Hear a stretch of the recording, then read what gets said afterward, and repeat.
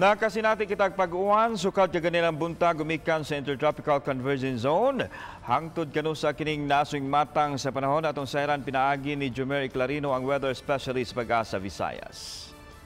Mayong hapon kini atong kahimtang sa panahon karong adlaw. So ang atong major weather system kaning Intertropical Convergence Zone ang paday nakaapekto sa Visayas kasama ng lalawigan sa Mindanao, ang Southern Luzon. Kining Intertropical Convergence Zone ipanagtagpo ng duha ka hangin gikan diri sa Northern Hemisphere ug diri sa Southern Hemisphere ug breeding ground siya ng tropical cyclones or bagyo. Ang atong weather situation karong adlaw ang tibok sa Central Visayas kasama ng Eastern Visayas makasinati na madag-umon na kalangitan, inabanan na sa katag-katag na mga pag-uwan ug kini mga thunderstorms.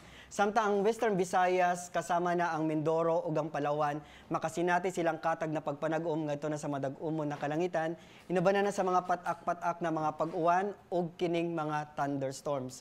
Ang range of temperature sa Cebu, 25 to 32 degrees Celsius. Sa Tacloban is 24 to 31 degrees Celsius. Sa Bohol is 25 to 31 degrees Celsius. Ug sa Bacolod is 26 to 32 degrees Celsius. Ang hangin sa tibok sa Visayas, hinay ngadto na sa kasarangan. Ug ang pagbalod sa kadagatan, malinawan ngadto na sa kasarangan. Ang dagat motaob, alas 9:59 karong gabi ug muhunas alas 4:11 sa kadlawon. Para sa atong extended weather outlook, tomorrow Tuesday, improving na atong panahon, makasinati tang init og natay mga isolated rain showers or thunderstorms ilabi na sa hapon or sa gabi. Dayon siya makaapekto until diri sa Friday. Ang range of temperature tomorrow 25 to 32 degrees Celsius. Sa Wednesday up to sa Friday is 25 to 33 degrees Celsius na expected heat index na moabot sa 38 degrees Celsius.